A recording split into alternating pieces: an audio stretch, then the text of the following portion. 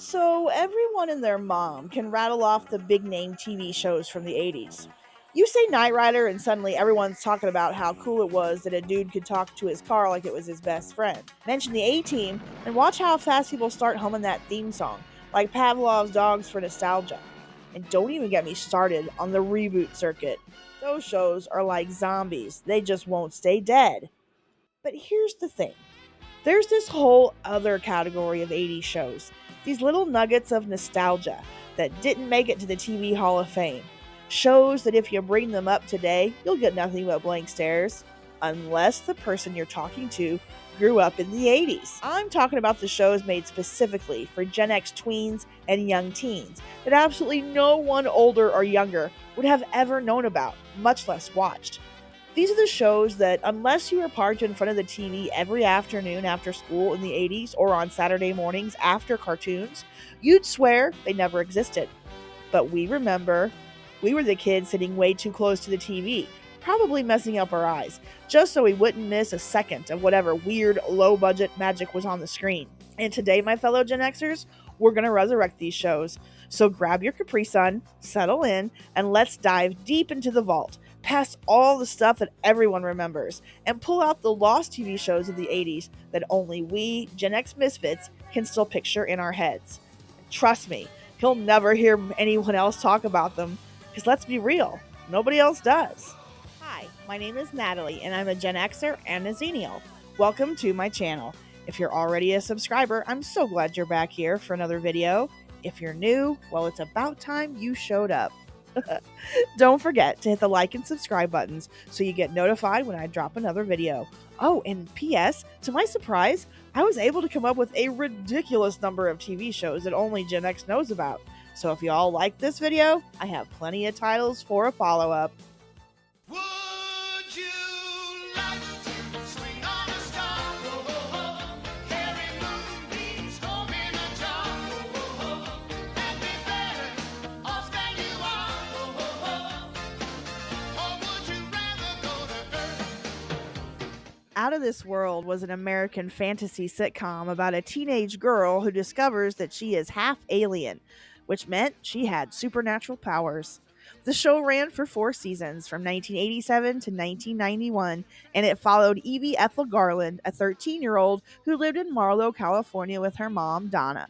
Evie's father, Troy, wasn't physically present in her life, but that's because he was an alien from Antares Prime who married Donna during a brief visit to Earth. Of course, all of this was explained in the show's opening theme song. Evie had a special laser genetic communication device, which her father gave her, called a cube, that allowed her to speak to him on Antares. Anyone could hear her father over the cube, but he could only hear her. Throughout the series, it was revealed that Evie had 3 main powers. The one she used most was pausing and unpausing time. She could also gleep objects into existence and transport herself from one place to another. Evie would try to use her alien abilities to give herself a leg up in those late 1980s teenage social situations, with things often going wrong. She would usually end up consulting her father, who was voiced by Burt Reynolds, by talking to him through that glowing cube that sat on her dresser. Reynolds actually appeared on screen at the end of season 4 when Troy surprised Evie on her 18th birthday. To escape the constant interruptions, Evie froze time so the family could enjoy a quiet birthday dinner together.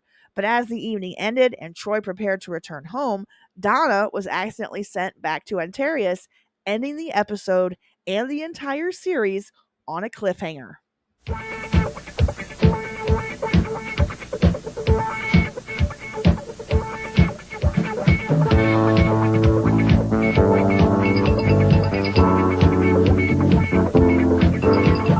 Three, two, one. Contact is the secret, is the moment when everything happens. Contact is the answer, is the reason that everything happens.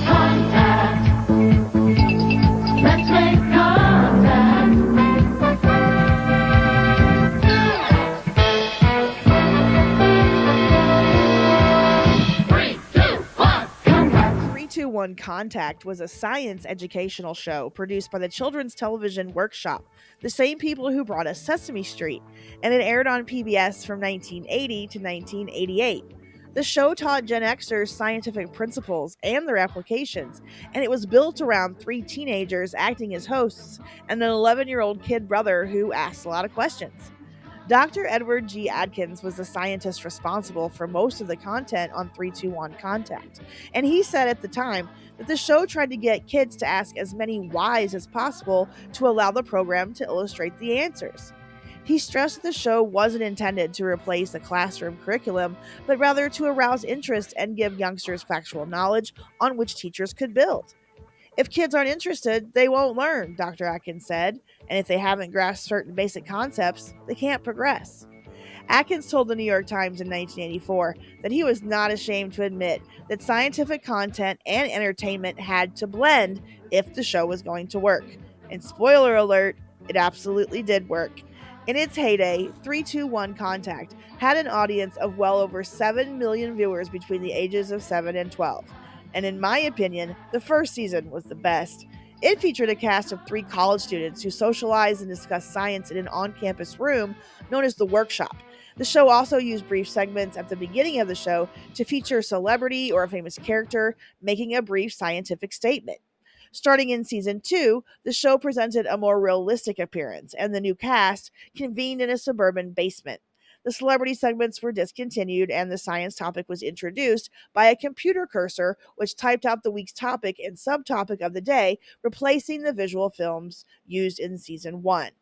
Oh, and I gotta mention the frequent segment of the show called The Bloodhound Gang. It was a series about a group of young detectives who use science to solve crimes, and it was my absolute favorite. Whenever there's trouble, we're there on the double. We're the Bloodhound Gang. If you've got the crime, we've got the time. We're the Bloodhound Gang. Watch. Behold! Hey, how'd you do that? Easy. In the first glass is nothing but plain water. In the pitcher, I added a lot of salt to the water. Bloodhound Detective Agency. Whenever there's trouble, we're there on the double. Mr. Bloodhound isn't here. Got it. Got it, Mr. Z. Be right there. Grab the camera. What's up? Batten's the president of Triple Z Insurance Company. Something about a flying clock. With wings? That I'd like to see.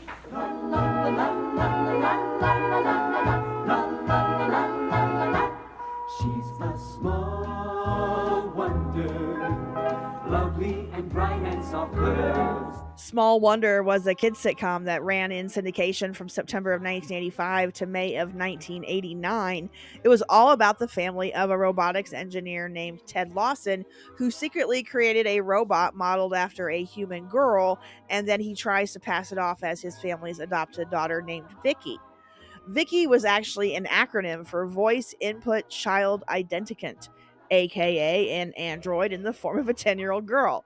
Ted was an engineer and an inventor for United Robotronics, and he built Vicky in an effort to assist handicapped children. Ted takes the robot home so that it can mature and learn within a family environment. But of course, Vicky isn't like other 10-year-old girls. Her features include superhuman strength and speed, and an AC outlet under her right arm, a data port under her left arm, and an access panel in her back. The Lawson family tries to keep the robot's existence a secret, but their disagreeable neighbors, the Brindles, keep on popping up at the most unexpected moments, especially the next door neighbor Harriet, whose father is Ted's coworker. I loved the show's humor as a kid, which usually came from Vicky's attempts to learn human behavior. And get this, to explain child actresses Tiffany Brissett's aging during the show, who played Vicky, the series producers had Ted give Vicky an upgrade in the series' third season. He aged her face, dressed her in modern clothes, and took off that red and white dress and allowed her to eat and drink. The food passed through her naturally, and the drink cooled her internal system. So that's how they got around it.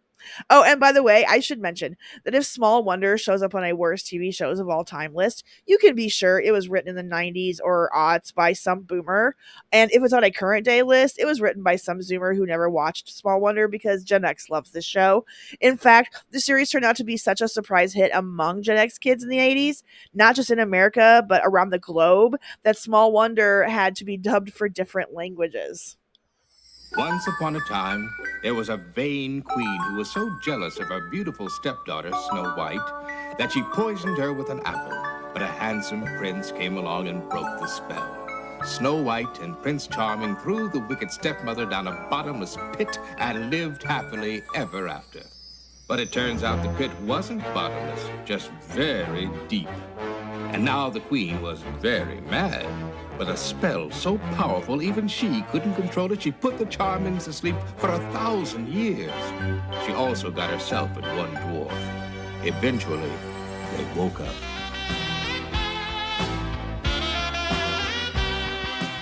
The Charmings was a twist on the classic fairy tale of Snow White and Prince Charming.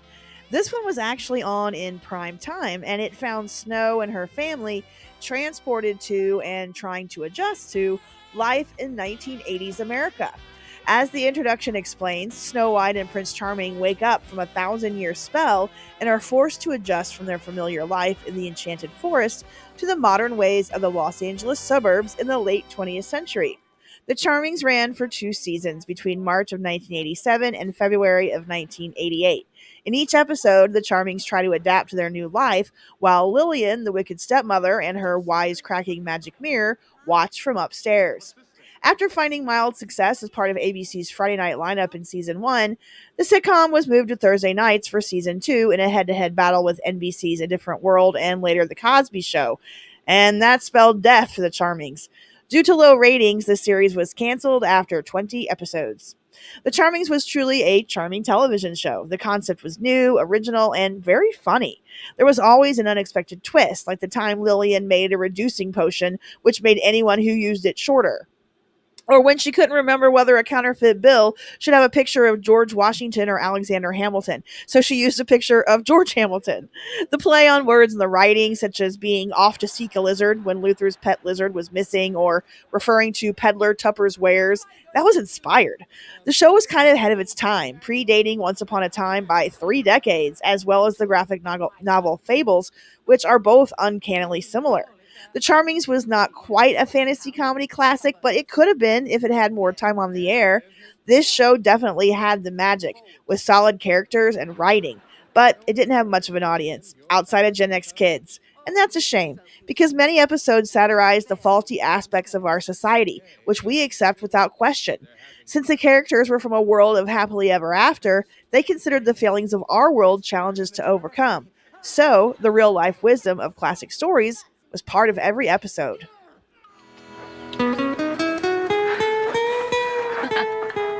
Hey Dude was a Western comedy that aired on Nickelodeon from July of 1989 to August of 1991.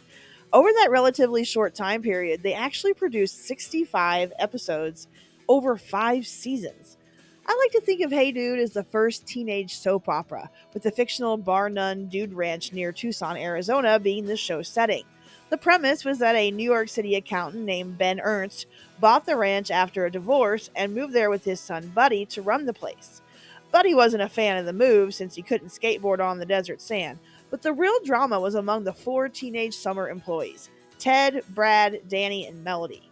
All 4 ranch hands, plus Buddy, were from different backgrounds, cultures, and socioeconomic classes.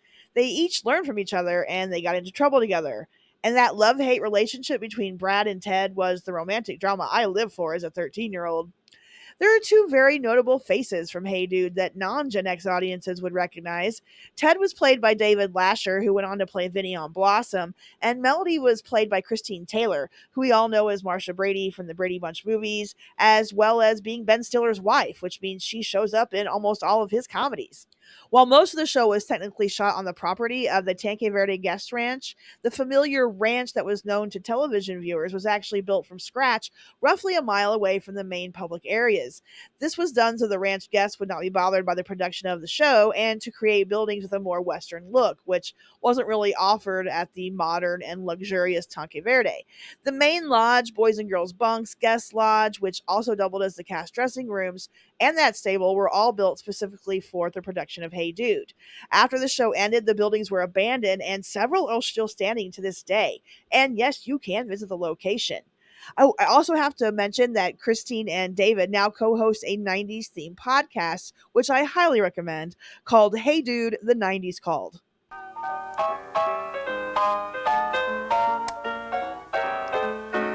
Those misfits, misfits of science, ha, ha. Those wild and crazy scientific guys, I love them. Yeah, those misfits.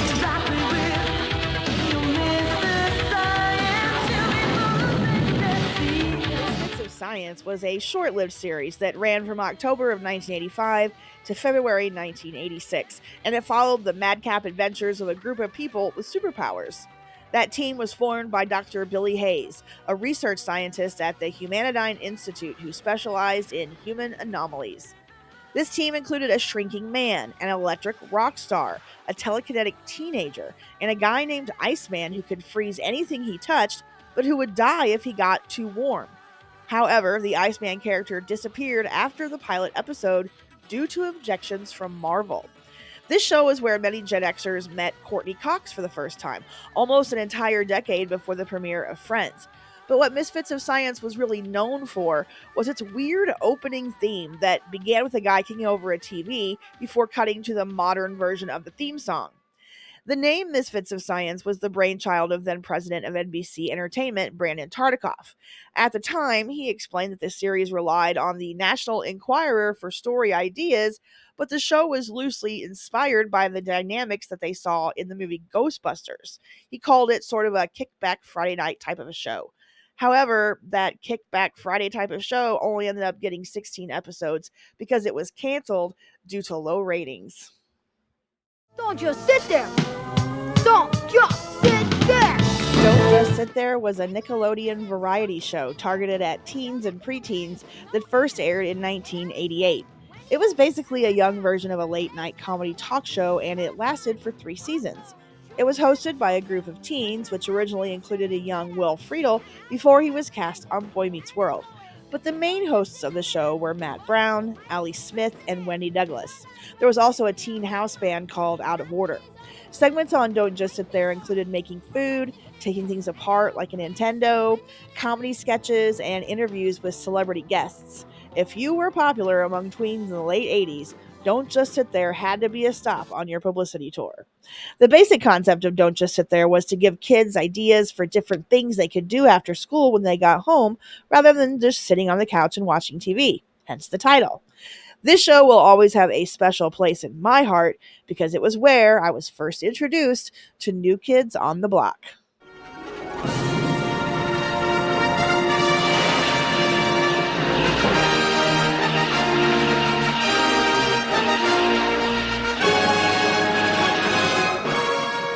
Shows about correcting the time stream or not screwing it up seem to be pretty timeless. In 1982, years before Quantum Leap, it was up to Voyagers to nudge time back into place.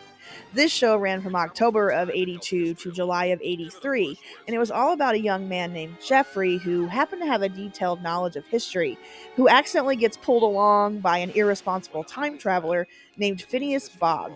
The two end up working together to keep time in order and get the boy back home. How did they jump through history, you ask? With a magic pocket watch called the Omni, of course, which flashed red when history was wrong and green when the timeline was corrected. Their job ultimately was to make sure history unfolded correctly. During the show's short run, Phineas was quite the womanizer and managed to fall for a beautiful woman in almost every episode. And whenever Jeffrey's wisdom was paired against Bogg's stubbornness, Jeffrey usually won out, to which Bogg would always mutter his catchphrase, "Smart kids give me a pain." Bogg also had a special expletive that he would use, which also became a catchphrase, bat's breath. Believe it or not, Voyagers actually had an educational bent to it, with each episode ending with a call to action for viewers to head to their local library to read up on the historical elements in the show. Over the closing credits, a voiceover told viewers, if you want to learn more, take a voyage down to your public library. It's all in books. This is me, Nicole Bradford. Cute, huh? This is my dad, and this is my dad. How'd I get two dads? They inherited me. Congratulations. It's a girl. Here's the judge who brought us together. She lives in our building. My building. I own it. She's gonna make sure we're one big happy family with one dad who's down to earth and one dad with his head in the clouds. I think we're Father of the Year. You can count on me, no matter My what Two you Dads was an NBC primetime series that began in 1987 and ran for 3 seasons. The premise was that Marcy Bradford, the mother of a 12-year-old girl named Nicole, had died without telling her daughter who her father was, and there were 2 options when it came to paternity. The 2 men who had competed for Marcy's affections in Key West during the summer of 1974 were Michael Taylor, a successful but slightly neurotic financial advisor played by Paul Reiser, and Joey Harris, a struggling but laid-back artist played by Greg Evigan. The former friends turned into rivals over their mutual interest in Marcy, but neither one knew who Nicole's biological father actually was. So the judge awarded them joint custody, and that's a premise for weekly mix-ups and trials of 2 single men raising a teenage daughter. Nicole's paternity was never revealed on the show, but there was an episode where Michael and Joey had a falling out, so they had a DNA test done to determine which of them was Nicole's biological father. The test was conducted against Nicole's wishes because she was happier not knowing who her true father was. So she ended up destroying the results before opening them. And then Michael and Joey later resolved their differences and reconciled. Judge Wilbur did look at the results, though, but then she threw them away without revealing them to the audience. Good evening. Welcome to Dance Party USA. It's a Rockin' Royalty Wild Wednesday. Now, all the songs we dance to today are from kings and queens and princes and royal rockers. The power of the people at Dance Party USA. Dance Party USA was, as the name implies, an American dance television show that aired daily on cable's USA network from April of 1986 to June of 1992, and it was shot in various studios around Philadelphia.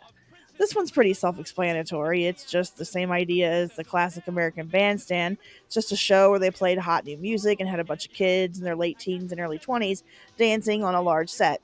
I honestly just included it so we could see the hairstyles and also so we could see a young Kelly Ripa interviewing Rick Astley. You're welcome. Young lady with the second question is Kelly.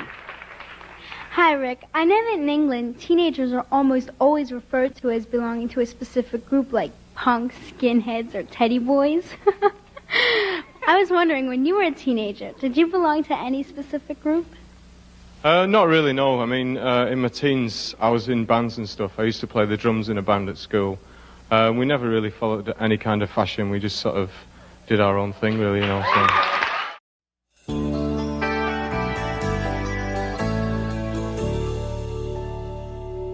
Surf dudes with attitudes, kinda groovy, laid back mood. Okay, I admit I stepped outside of the 80s with this one, and I probably should have saved it for the follow-up video, but I just had to add this title for my fellow Xenials. California Dreams was a teen sitcom that aired on Saturday mornings after Saved by the Bell. It also came from the same production team. It premiered in September of 1992 and centered on the friendships of a group of teenagers who formed the fictional titular band. Between gigs, they had to deal with all kinds of big and small real-life issues, like school, family life, friends, romance, ego, ambition, jealousy, and big decisions. The first season format was completely different, though, focusing on the Garrison family who moved from Iowa to Southern California. NBC wasn't big into that format, and it received some criticism from fans who didn't like the family segments. So starting in season 2, the focus went to the band and its members, with most of the Garrison family either phased out or leaving the show before it was briefly mentioned that they had moved away.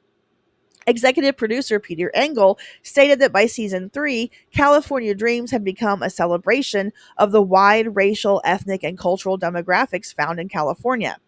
I should also mention that the one thing that made California Dreams unique was that the show featured 40 original songs actually performed by the band. No studio singers needed. Well, except for Jake and Mark. Their singing voices were provided via recordings from other singers. California Dreams ran for 5 seasons, airing its final episode in December of '96. Because of the format change, the show cycled through quite a few cast members. Kelly Packard, Michael Cade, and William James Jones were the only ones to remain on the series throughout its entire run. Hello. I'm Shelley Duvall. Welcome to Fairy Tale Theater. Fairy Tale Theater was a live-action fantasy anthology series created and presented by actress Shelley Duvall. The series originally ran on Showtime from September of 1982 until November of 1987. 25 of the series' 27 episodes were retellings of a classic fairy tale, particularly one written by the brothers Grimm, Charles Perrault, or Hans Christian Andersen. The only exceptions were episode 18, which was based on the poem of the Pied Piper of Hamelin, and the final episode, which was a reunion special of the cast and crew titled Grimm Party, where, in true fairy tale style, they all attended a gala in fancy dress. Fairy Tale Theater was notable for featuring a number of Hollywood actors and famous celebrities portraying the costume characters, and for also having well-known directors like Francis Ford Coppola and Tim Burton direct each episode. I lived for this series as a kid. I discovered it via my local video store in the mid-'80s because each episode was available on VHS. I made it a mission to rent every episode each weekend, and now I have a special box set that I will never part with. I see. You do? Oh, yes, quite. As a matter of fact, I was talking to your mother about dreams just this afternoon. Check. And mate, I think. You found her? Mm-hmm. He certainly did. Quite a resourceful young man. Oh, Mother, it's so good to see you. However did you find us? Ask your prince. How did you do it? Ah, trade secret. Right, Swallow? Right, sire. So, Thumbelina was reunited with her mother and married the Flower Prince. Always never quite right. I'd like it if they'd like us, but I don't. Square Pegs was a short-lived CBS sitcom that aired from September 1982 to March of 1983. It was created by former Saturday Night Live writer Ann Beats, and it followed an eclectic group of 8 high school freshmen. The series begins on their first day at Weemawee High School, with a focus on 2 awkward teenage girls named Patty and Lauren who are desperate to fit in. This group of 8 students, though clearly of varied academic standing, are always in the same classes. The popular kids that Patty and Lauren are always trying to impress were Jennifer, the quintessential buxom valley girl, her boyfriend Vinny, and her friend LaDonna. The best character of the show, in my opinion, was Preppy Muffy B. Tepperman, played by Jamie Gertz, the endlessly chipper chairwoman of the Weemawee Pep Committee, head of the Morals Club, chair of the Science Fair Committee, and member of the Future Nurses of America. I love the way Muffy talked. She had a memorably pompous, oratorical speaking style and began most of her sentences with, "It behooves me to tell you." Square Pegs was acclaimed by critics at the time for its realistic look at teenage life, reflecting a sensibility somewhat similar to the John Hughes teen comedies that came a couple of years later. The show was unusual for an American sitcom of the time because it had a largely female writing room. 12 of the 20 episodes were written entirely by women, and half the episodes were directed by women. This is better than my imagination. This is more than a dream come true. My Secret Identity was a Canadian sci-fi series starring Jerry O'Connell that aired in syndication in the United States from October of 1988 to May 1991. O'Connell starred as Andrew Clements, a 14-year-old prepubescent comic book nerd who develops superpowers after he's hit by a photon beam. He uses his newfound abilities to fight crime, solve personal problems, and to help others. Being the comic book fan that he is, Andrew promptly adopts the superhero handle Ultraman and sets about righting various wrongs. But he hides his powers from his mother, sister, and friends, with the exception of Dr. Jeffcoat, a close friend of the family who lives next door. In season 1, Andrew had to carry around aerosol spray cans and use them to move through the air because his flying ability was still pretty limited, but he could jump really high and do amazing flips. In season 2, his powers increase without explanation, gaining the ability to move through the air without the cans. When he gets hit by the photon beam for a second time, Andrew develops the power of superhuman strength, but he loses his invulnerability. Throughout this 3 seasons of My Secret Identity, we got to watch O'Connell complete his metamorphosis from an awkward adolescent into a handsome young adult. No doubt cognizant of this fact, the show's producers eventually ditched the comic book stuff and the Ultraman alias in favor of a style that favored the young actor's emerging teen idol appeal. Everybody look around, hear the sound. Something special's gonna come your way. We got something that is new, that is true. We got something just for you today. All around the nation, whoa, with a new sensation. Have you heard? Have you heard? Have you heard? We're Kids Incorporated. K-I-D. Yes, Kids Incorporated, the youth-oriented musical program that aired in syndication and on the Disney Channel from 1983 to 1994. The show revolved around a group of kids and teens who performed in their own rock group known as Kids Incorporated.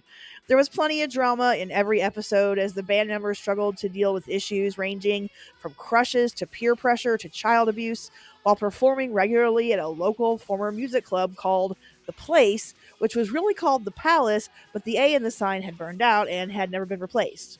The action took place in an abstract, stagey set, and the plots involved many fantasy elements, like the group meeting a robot, a runaway princess, and even a wisecracking bicycle. In addition to their performances on stage, the group would also break out into song when they were off stage throughout each episode.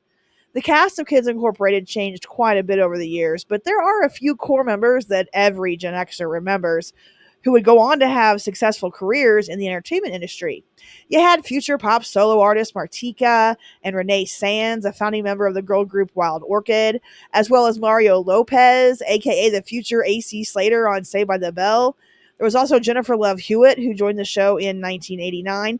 And of course, there was Stacey Ferguson, who would later become Fergie and the lead singer of the Black Eyed Peas.